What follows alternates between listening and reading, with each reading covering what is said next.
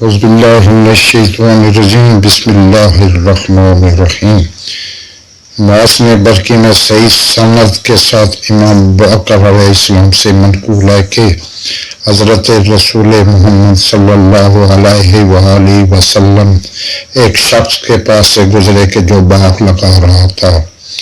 آپ وہاں کھڑے ہو گئے اور اس سے فرمایا، آیا میں تمہیں ایسے باغ کے بارے میں نہ بتاؤں کہ جس کی جڑیں اس باغ سے زیادہ مضبوط ہوں، جس کے میوے اس سے جلدی پکنے والے، زیادہ اچھے اور دیر تک رہنے والے ہوں؟ اس نے عرض کیا، یا رسول اللہ ضرور فرمائیے۔